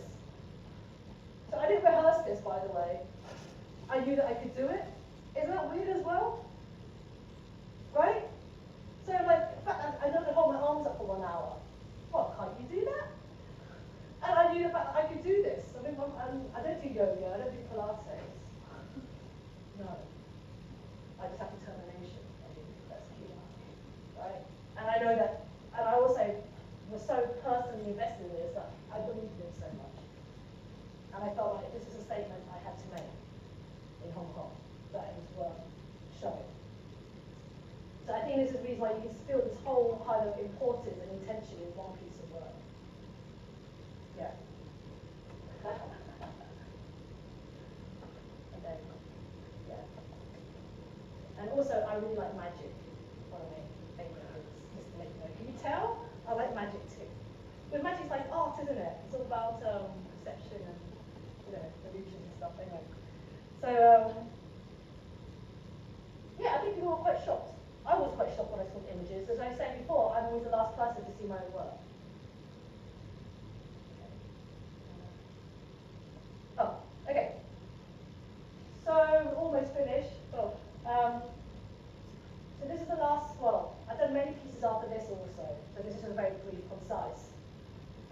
show you my last piece of work last summer that I really liked by accident. It was in Greece. So also, if anyone's interested in contacting me, you're welcome to. I think I do a couple of workshops this summer. If you want to kind of engage with what I do, or so this is me in Greece, in Nakiol. So I was part of a festival, and they gave me an abandoned train station. And I was so hot and so tired because I spent 5 weeks traveling already, doing other workshops and stuff. So I was pretty exhausted. So that my position on that is true. I think I spent 4 hours sitting on that bench because I was so exhausted. And also, this is abandoned. So this festival is to basically regenerate the village, to create kind of interest in these kind of spaces. So I was invited to kind of do a performance. And I had no idea what the hell I was going to do. I was really scared. Because in 3 days' time, I had to deliver something. And still sat on the sofa, on the bench. I didn't know what the hell I was going to do still. And I was really scared that people were going to come to see this. And I'd be like, so. And then it's quite funny. Sometimes when you're thinking it's stress, and you kind of get insecure about your own personal practice, you forget all the other work you've done. And then I realized the answer was on the bench that I was sitting on. This was my performance, the bench.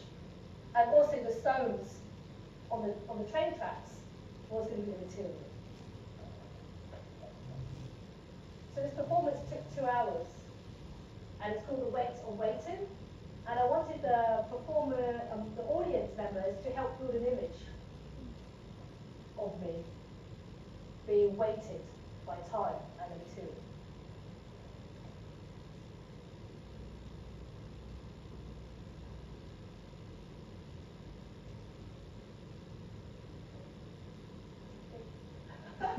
And also, it got Chinese WeChat. WeChat me if you have Chinese. And if you want to follow my Instagram, so if you want to ask any questions or email me or you're in China, say hello. My website's a bit outdated, by the way. It's 4 years. It's 4 years old. But if you want to see my current work, it's on LinkedIn. If you want to see what I get up to and my projects. But if you're Chinese, you'll WeChat, exactly. I'll put WeChat on as well. But otherwise, thank you. Any questions?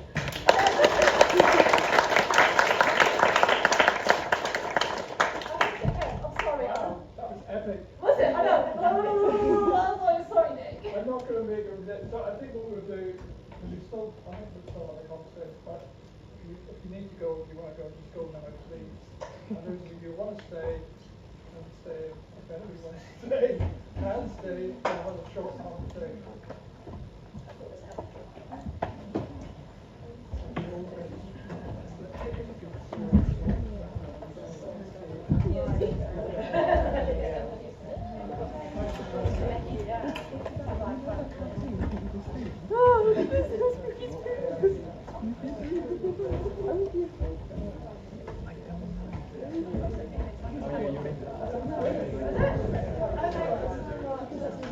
Oh, I hope you just sorry.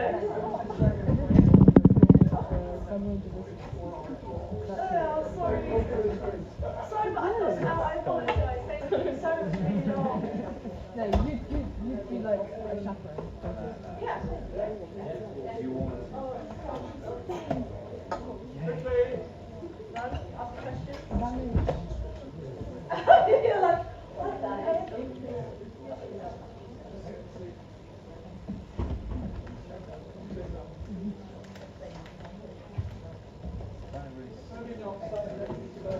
Everybody signed it, all the first year signed it. How do I turn it off?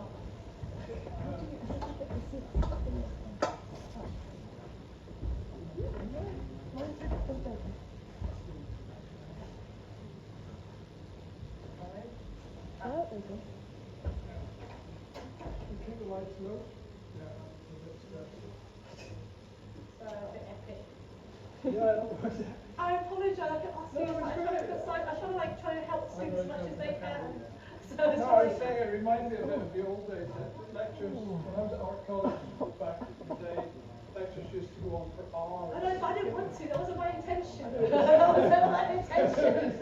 I was trying to be like helpful. No, it's good. I think it's good because the convention of 1 hour is so, can be so tedious, that kind of routine, you know.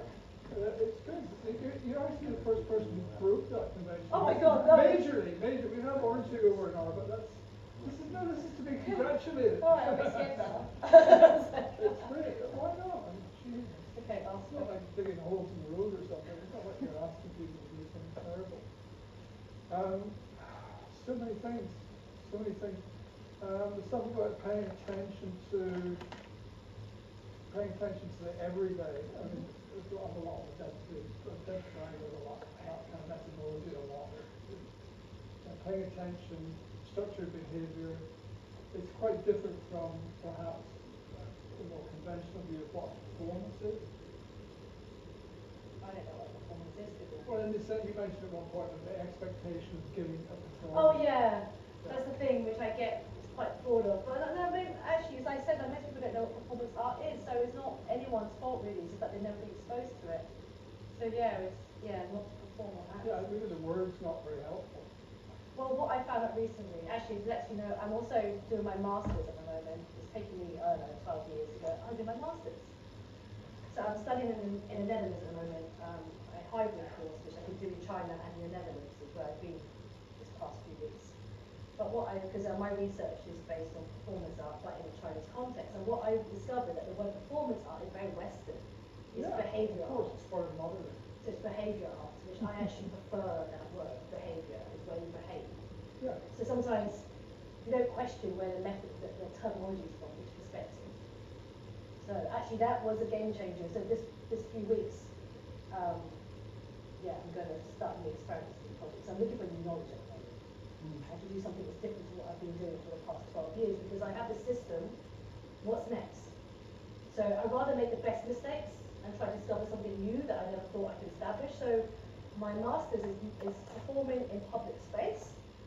So it's quite general and quite open, but I'm interested how the public space can feed the way we behave because of the laws, the governments, the political stuff, and especially in China. I didn't know if I could perform in China. So doing this master's, I realized that now I know my parameters. I know how to work safely. Well, they probably would recognize it as performance. Yes, they will. Really? Yeah, because in China they have a very bad view of performance art because of the Western. They actually know about it? Yeah, of course they do. They have the most famous Beijing art village in the 80s. What are you talking about? They've got the best performance art. You should check out Chinese I performance know art. that, but I thought it was more below the radar. No. For example, it was in East Europe during the 90s. Yes, I know, but there's amazing performance artists in China at the moment who are like literally under 30. Yeah. And it's incredible. The work, it's incredible. Yeah, you agree? Yeah, I agree. Yeah. I really pleasure you make a big step in China. Yeah, no, and also I'm old, right? Listen, not even joking. I'm old to be doing this because a lot of the amazing level of Chinese artists that I've seen are under 30, and they're curators and galleries. And I'm like, wow. Well, I guess, yeah. Their work is on point. Traditionally, performance is not an over. I mean, Alistair McLennan's probably the exception. Being in his 80s and still performing. Yeah, I mean, I have to say that. I mean, But you're performance art originally in Asia. Come on, it's a whole very same. It's over 100 years old. It's been around forever. I mean, look at the Korean art movement. I mean, anyway. Okay, another topic. I can get it forever. But it's like it completely blew my mind. And now I'm thinking, I like the phrase, most people don't need art. no. That's kind of nice to drop in. Well, right? Okay, sometimes you have an art cape on. You take the cape off. Most people don't need art. Yeah, I guess it flies in the face of the kind of professionalised arts council, the encouragement to be part of the community, a bit of an art to be That's useful, fine. instrumental, and blah blah Yeah. blah. Yeah, but it often isn't the sense that comes with a sense that it's contributing something meaningful to the community. It can do, yeah. I mean, there is, but I don't think. Yes, but also we have to be realistic and where they're from and what is their everyday. And what we're all doing. Yeah, of course. And like, I know art is amazing. I mean, art is a great tool to think out of the box, to change our perspective on things, to give us confidence, all this, but it can't save the world, and it can't, you know, and for most people that don't do art, they just want the hard cash. And it worked better for you for it. You just have to be honest and stop being so romantic about things sometimes. That's me being, I'm very militant and very strict, but I have fun with it. So, yeah, Toby, Hello. I thought you were advocating. Yeah, I was waiting on. You're Yeah. just waving. Hi. Yeah, it's the first question is a really practical question. I heard you say you were working with the university in China. Which Yeah. university was it? Sorry. Xi Jiantong Liverpool University. Studying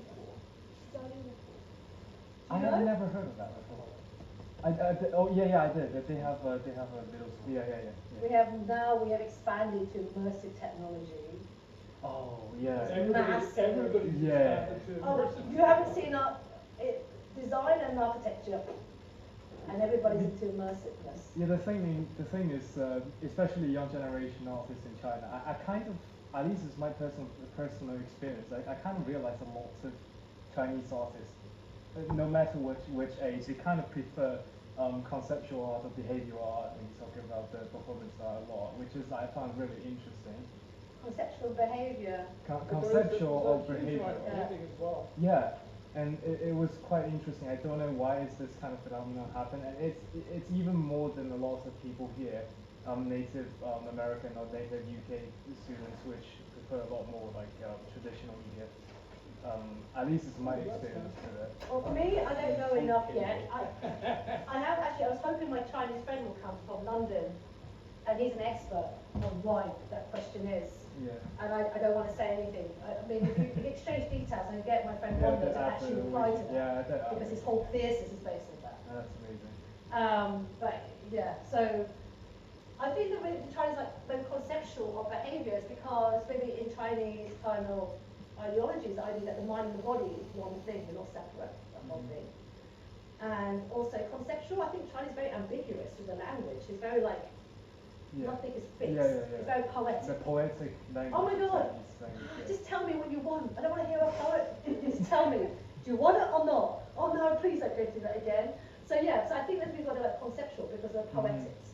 There's a space in between. It's really ambiguous. Yes. Is there a possibility that there's a political side to that? Because I remember. Yeah, Yes. and this is what I want to mention when I say that, because Chinese have went through a really radical reform during the especially 80s, 90s. Yes. A lot of reform, and I think it's kind of, at least I'm applying my limited knowledge here to say that it's mostly caused by this kind of reform that people look back into traditional art. I kind of find it pointless, and when they look at especially the newer Western avant-garde, they kind of start doing that because out of a form of rebellious. Because I heard you say when you say you're doing like mostly peaceful and completely neutral, non-standpoint, if I get that right. A lot of people here, at least, especially I was a friend with my art teacher. He is a really radical artist in China. Doesn't have much fame. Most Chinese artists in China is like, especially those people who don't really speak that much, have really aggressive, at least it's like a way of approaching art, especially on the standpoint of peace and politics. It's because of the socio-political situation in China during this entire situation, and the history of Chinese. Well, I wouldn't say that word, but like oppression or not. I'm kind of curious on how you approach peace, especially when you mentioning it, and I'm really curious. How do I approach peace in China? Yeah. Well, How do you actually approach that without getting, I have to say that I have to be respectful because he's a great host. Yeah. And I'm a guest. And I might not agree, but I have to say I really enjoy and respect everything that has been supporting me. Yeah, I understand. Yeah. That's why the Peace Project in Hong Kong, I'm not being rude or cruel, I'm just being very poetic. And that's why I think the Chinese audiences visualize my work because of the poetics of it. Yes. And you can translate it in a very Western or Eastern perspective. Yeah. And also maybe because of me being born in England and my parents are Vietnamese and very traditional, that actually for once this power has finally worked for me. You know, it's been against me for most of my life, and suddenly in China I was like, it makes sense, but I don't get either of the world, but together we can make something so nice. I experience the same thing when I come to England. Yeah, but actually, this is what makes it special. It And is. this is what gives us the depth that most people don't have. It's like actually you experience both of the standpoints, Yeah. and the both of the extreme. You actually got the chance to actually stand out of the situation and narrative you're in, and Yeah. actually look back at both narratives and look at them in a more meta way, which is Yeah. really fun. And also just for having like the Western brain and Eastern brain, oh my God, night and day, completely two different things. Yeah. You can't, they're not even similar. Yeah, and here's the thing It's though. like- Yeah. Because is that very helpful? I'll leave it to everybody else because I got so many We'll questions. maybe come back to you in a moment. Don't worry, don't worry. Anybody else? It's for me. I have a question Okay. about your own body experience. Okay. As a performance artist, your body is your mind linear or mind material. When you are as a part of your artwork, how do you feeling about such as you feel about the connect with other objects in your artwork, or the connect with the whole world or other? So my body, is it Yeah. material? Is it connection? All of it? I guess sometimes, I mean, I've spent years trying to be invisible, which I found really ridiculous in performance art, like having itself disappear. I've tried, it doesn't work. And then for ages I tried to be genderless. And then I tried to be less Asian. I've tried many things. And because I wanted people to look at the message rather than the person that made the art. Because it's a difficult one, because sometimes I feel like my body is more an agent to help this kind of, for this message to transfer. I don't know, it's a difficult one. I think you did quite successfully, especially. Huh? I think you did quite successfully, especially for the part where you mentioned about how you look more Asian, but you are actually performing a lot more as a Western. Yeah. Okay, yeah, it's But kind of. it also comes out of the tradition of performance, which came out of sculpture.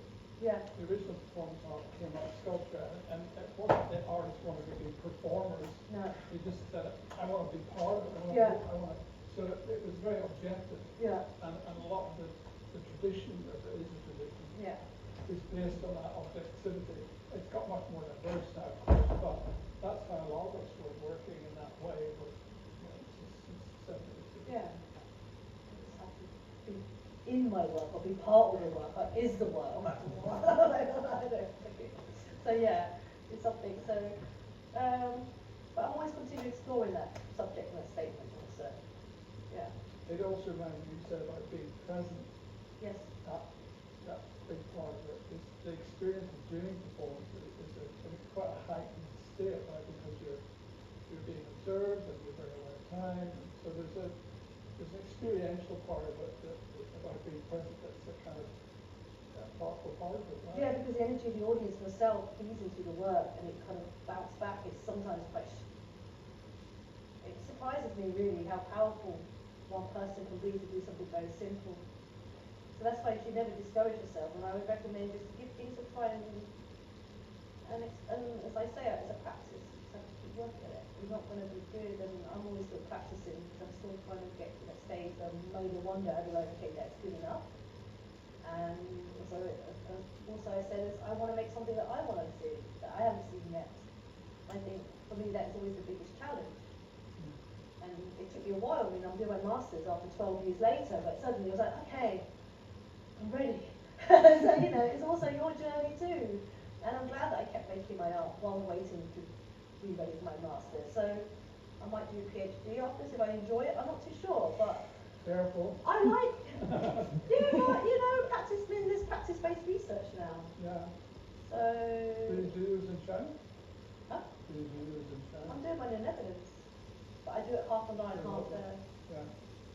remotely. Yes. But I've been in Netherlands for the last time. Right. I thought you must do a form from America. Because there's many Americans doing. I was wondering what because you seem to travel a lot to different countries. How does language work with that? Do you learn or do you just Through my almost art. The language through of your my art. art? Yeah. And through drawings. thinking that. And through very like gestures, like tender. Being kind doesn't take very much. Yeah? Being respectful doesn't take very much. And if you show those things, it takes you very far. I normally work with women, because that's my community that I like, and then also the most knowledgeable, by the way. They know most of the skills that men don't really have or have the patience. So for me, I do have translation and translator now and then, but like the desert Morocco, I think it's just gesture, and that's why I think we're all performers, and it doesn't take very much. Right? I like that. I think that's really important. And I was just wondering if that's what I was thinking. That's what you did. But Yeah. Yeah. And drawing. Yeah. No. Like drawing a lot. So drawing is actually quite important. So, Can I connect the two questions? Because your talk didn't go on too long at all. It could have gone on much longer. But you told so much of the story with your hands. Yes. Hands are so expressive. There's so much coming out of hands, and those images of your hands getting dirty with the glaze and making the bricks. So, how important are your hands to you as an artist? Oh, very. Like an Italian, right? You know, when you say me, if you come up, and my hands are very important because they can show so much care and respect and demand and gestures. And I think hands. I mean, these are my learning tools. These are my brains. I'm a maker, basically, deep down. I mean, I made this necklace, which is part. Like, I like to make things.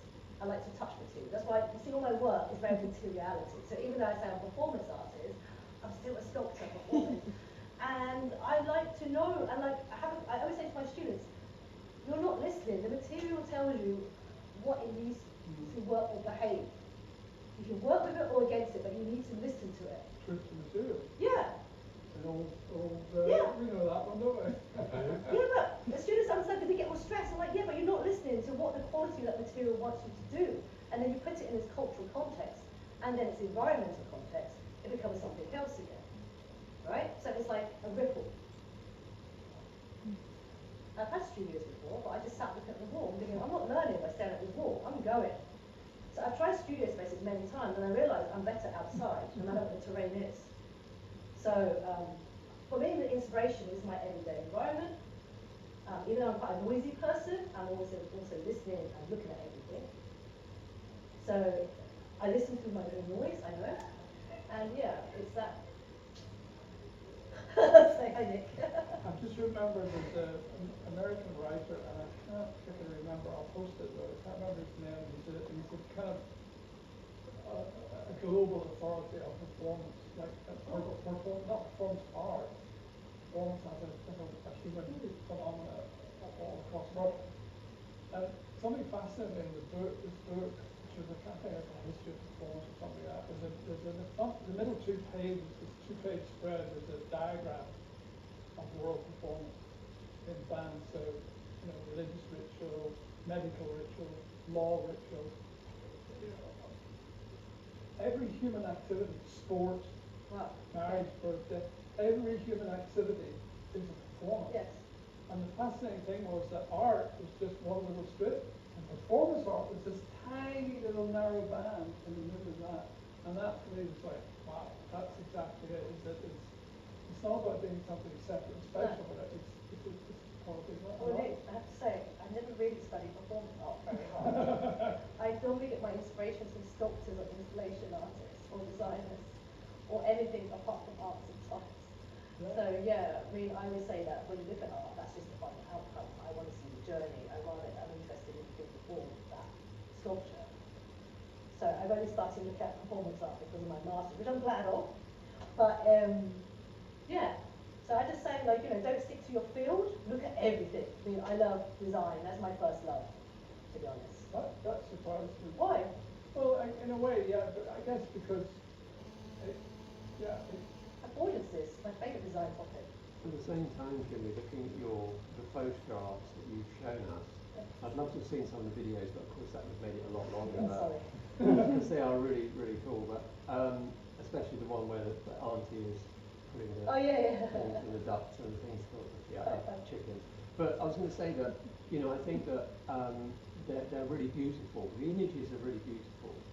They have a real sort of poise. You have a poise in there, whatever that is. And it, you know, because I've known you for a few years, and I've seen your real passion for the materials and making of things, you know, and you know, apparently very simple things. So for me, you know, when I look at those images, I almost take it for granted, but they're really beautiful.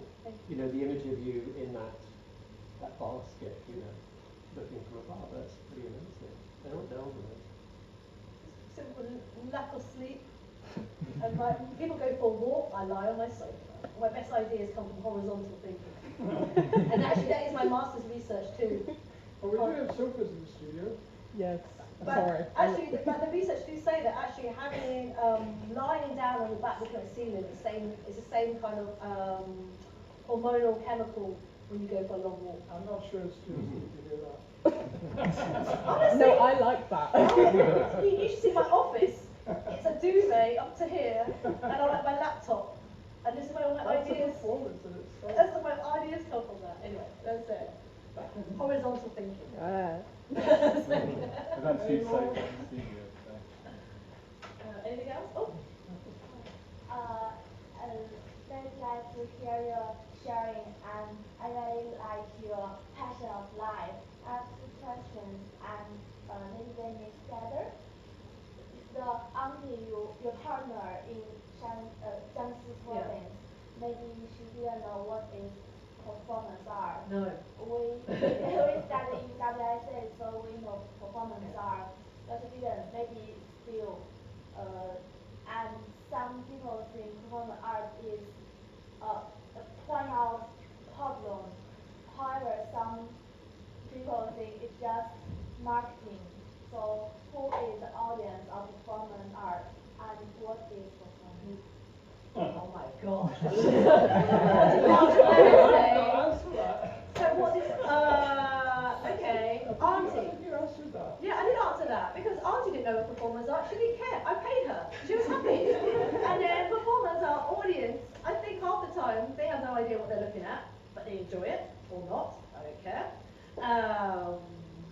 Structure and behavior But is the best answer I can give. structured behaviour, Yeah. that's it that. Did you say that? Well, where did the student understand performance art is? The term. Most people don't understand what performance art anyway. They think it's performing art or theatre.